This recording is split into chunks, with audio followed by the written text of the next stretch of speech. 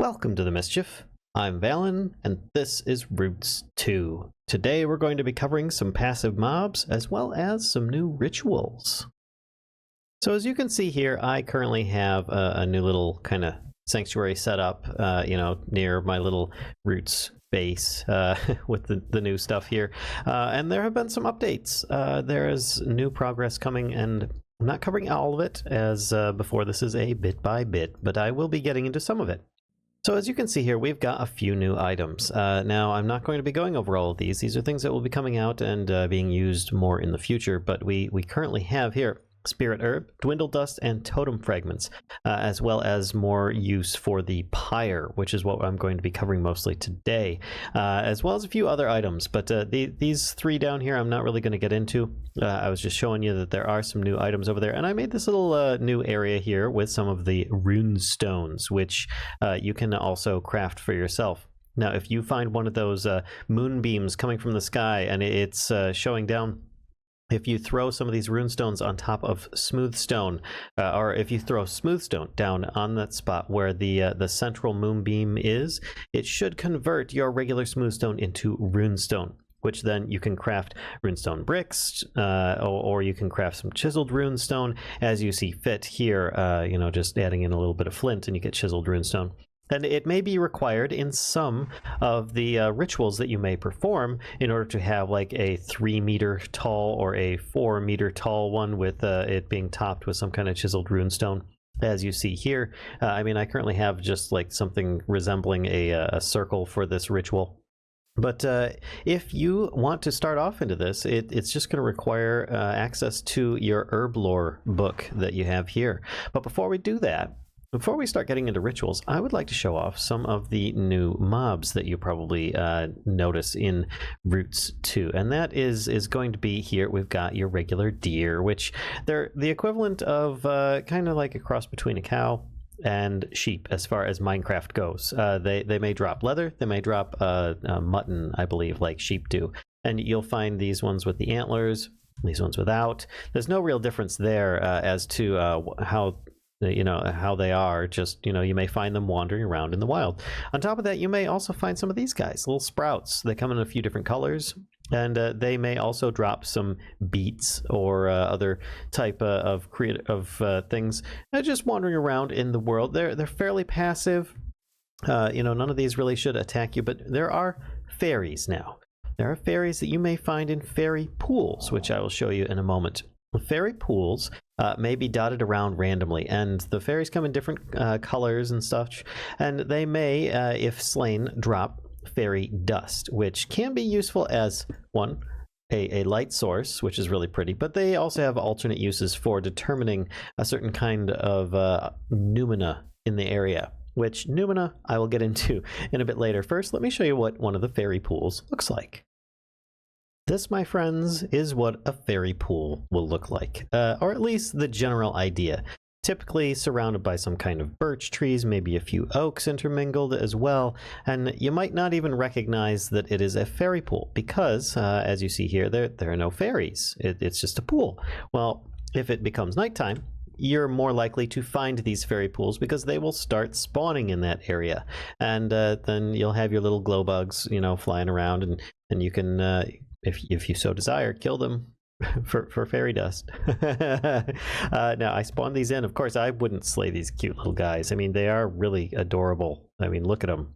They're ridiculously adorable. But their fairy dust will be required for some progress into the mod. So now, let's head back to the base.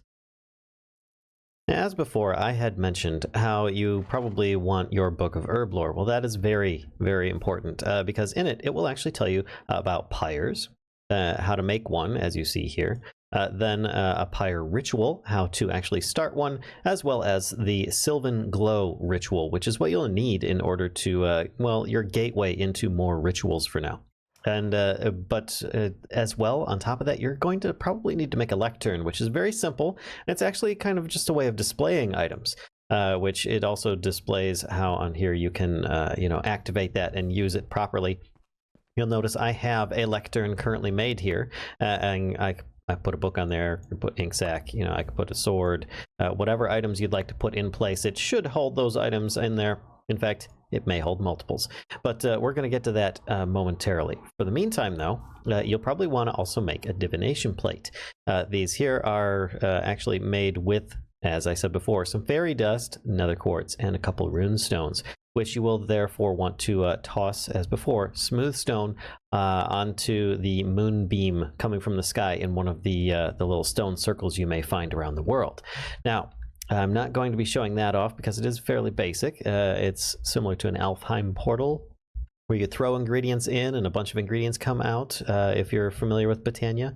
Now, in this case, you see the ingredients here. They're all part of the roots ingredients. We've got some, I believe that's spruce bark. We've got some birch bark, Pereskia blossoms, terra moss, and of course, this other item, I can't remember what it is. Oh gosh, what is it? There it is, the moonglow leaf. Forgive me for not knowing that one automatically. Now, with that, you therefore are going to want to activate the ritual. In order to actually activate one of these rituals, you will need a fire starter because, well, it is a pyre. So therefore, be careful though, because with a pyre, if you notice, the block behind the pyre is currently lit, even though I'm looking at the pyre. But the pyre is actually over here. So you want to see these little black lines underneath, in the, like where I'm highlighting now, so that when you actually light this on fire, you don't light stuff behind it by accident. Now, there we go. And it should start activating a ritual in the area. Now, what this ritual actually does is it summons a nature spirit of sorts, which it goes over in your book of Herblore, what it does in so doing. And there you go. You've got your giant effect in the air. And you'll notice now, if you have one of your divination plates, it should light up and tell you, you know, what kind of spirit is in the local area. You then take a book plus an ink sac on your lectern. You shift right click, and it should therefore start enchanting this book. And you'll see that it's doing all sorts of particles and everything, and you'll get one of these, a book of the natural arts. With this, you should be able to then read up on the noumena, all the different types that are around in the area, your fairy circles, fairy dust, divination plates, standing stones, and so on. And this goes into further detail about how to actually use these, which I will not be covering because it's very basic and it pretty much outlines it for you. Now, I will show you some of the demonstrations of the different rituals.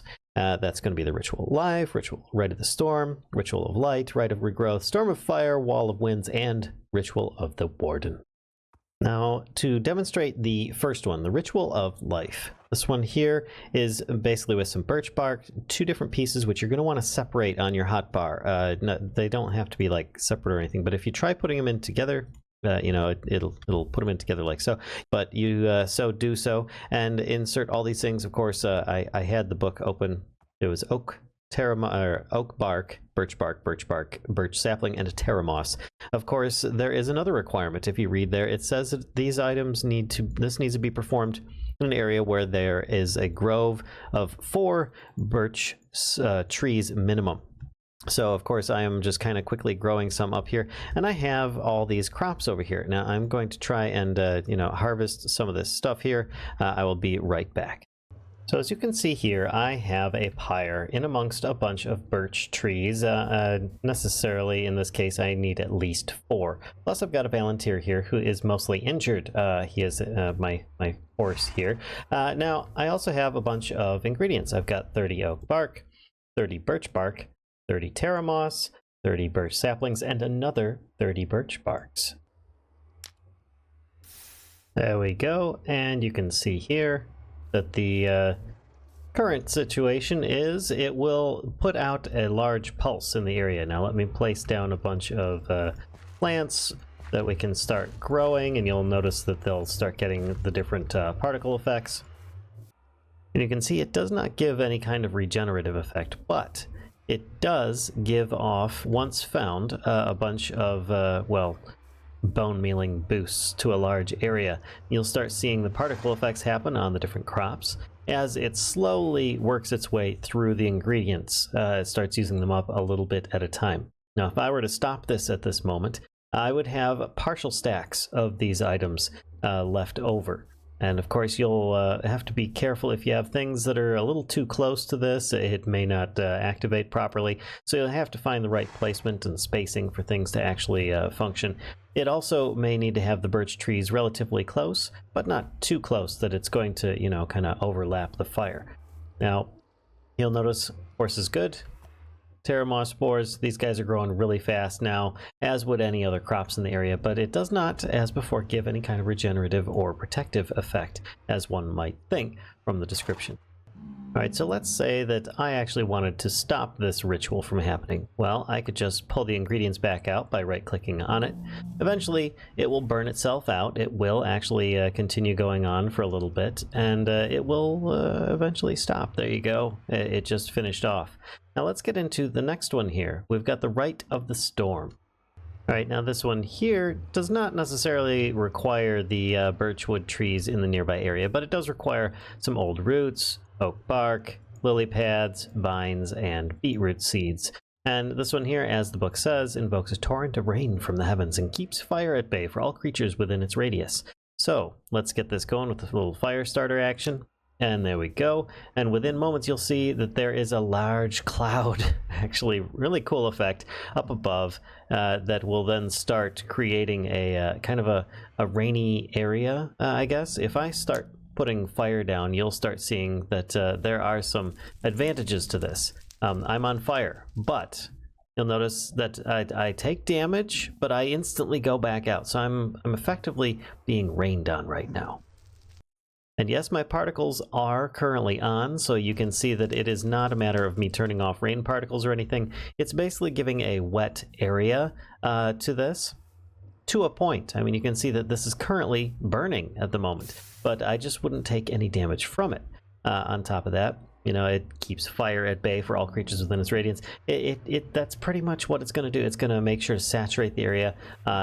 It's not going to like turn it into rain and lightning and thunder straight away. You know, it just kind of invokes this in this little storm cloud area where your ritual is, which is really cool. I mean, first and foremost, it's just a really neat looking effect. But you can see here, I am still seeing the stars. All right, for this next one, the Ritual of Light, you have to cast it during the daytime. And of course, I'm going to put a whole bunch of ingredients down. I have 32 of birch, I have birch bark, 32 acacia bark, birch wood, moonglow seeds, and moonglow leaf. And this one here, when lit, is going to have a little different effect. You'll notice you hear some squealing. That was some of the pigmen from the portal that I had down below. From this, the Book of the Natural Arts, in here it says that it's going to banish the rain, make days longer and nights shorter while active, and burn foul undead in its vicinity. Well, guess what? That was a zombie pigman that just burnt to death. In fact, let's bring in some more undead. Let's get a skeleton here. We'll bring him in, and I will actually drop him under a tree. And he's instantly going to burn, and you can see he's taking some special extra particle effects of damage there just from this ritual currently going. Now, if I, of course, bring it into weather, changing to rainy weather, there we go. And you notice, well, where's the rainy weather? There's no rainy weather going on. That's because the ritual is currently going on. Now, if I start taking all these things out of this, then I would actually stop this from happening, and it would then do, allow the rain to currently come back in. But cast during the day, it does banish the rain, makes the days longer and the nights shorter while it's active. You can see, drop one here, he's gonna burn. Drop one here, he's burning. Over here, he's burning. Over here, okay, maybe he's finally far enough that he's not gonna burn, but I'm gonna get his attention, and then he's gonna start burning when he gets a bit closer. There we go. Anybody up for some pork chops? All right, this next one here is the Rite of Regrowth, which will grow out existing groves of trees into forests and grow grass and flowers on barren earth. And by barren earth, it really just means, you know, like something that doesn't have grass on it already. So like your regular grass here. If you do this out in the desert, you're not really going to have a very impressive effect.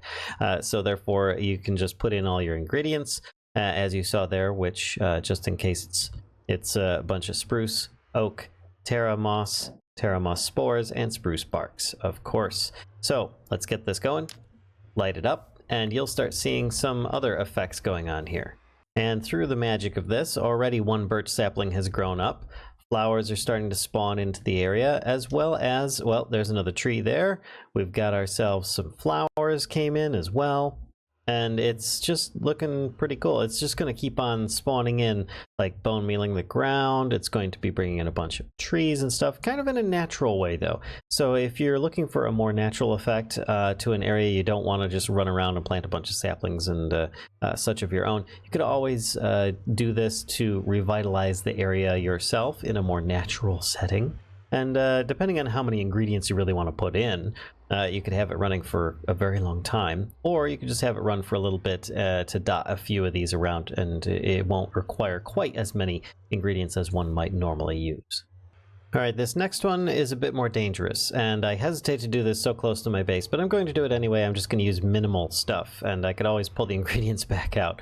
But this is the Storm of Fire. Perform it in a circle of 3 standing stones, each 3 meters high, and it will rain down fire from the skies. Now, when it means that, basically you just want to get yourself some runestones and some chiseled runestones. And they need to be close to the pyre. It doesn't have to be too close. I mean, you can put it right next to it if you want, but I'm going to kind of put this a little bit not too far away and kind of make it a little bit more decorative than one, you know, might do here. I mean, it doesn't have to be perfect like I was saying, but let's kind of put one, let's say here looks good.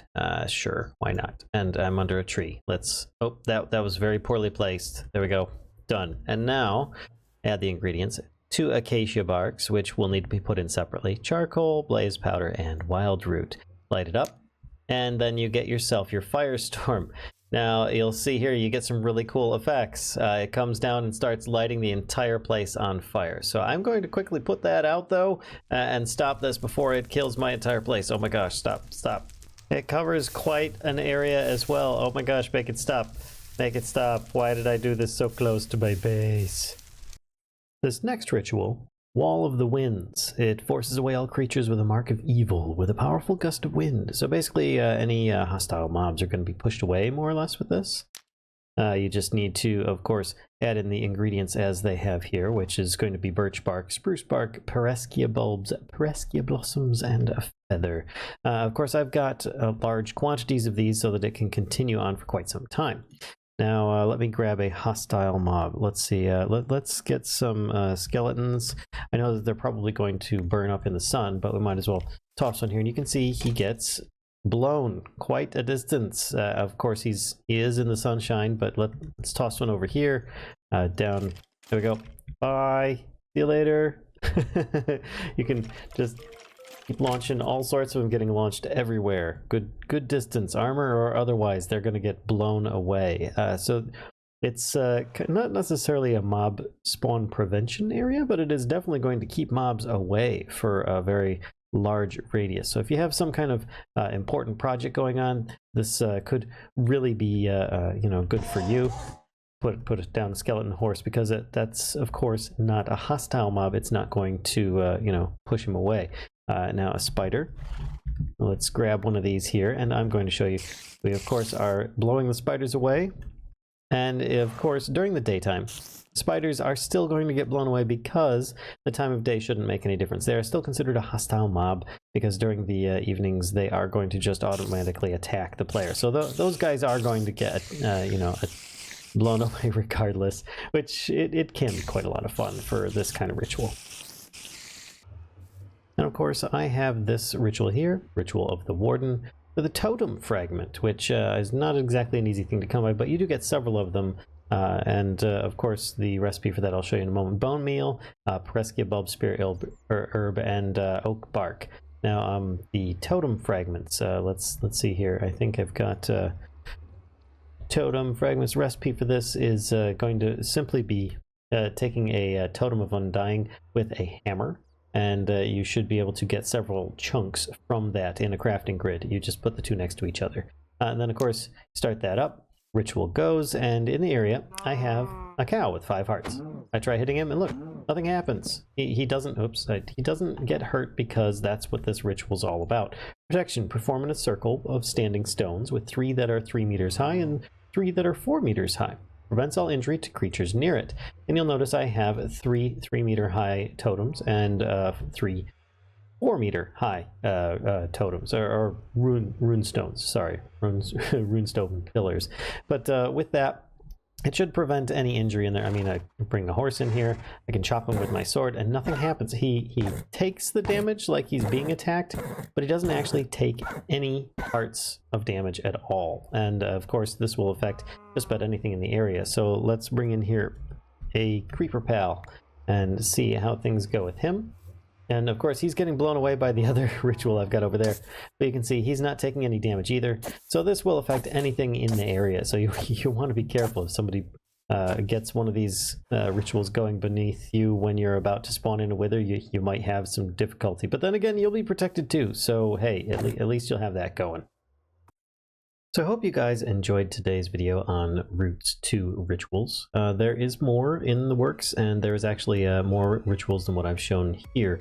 But that's pretty much going to lead into things that aren't necessarily ready at this time. So if you guys enjoyed this video, please be sure to give a like, comment, subscribe if you haven't already, and spread the mischief to others if you think they'll enjoy this content too. Until next time, folks, I'll see ya.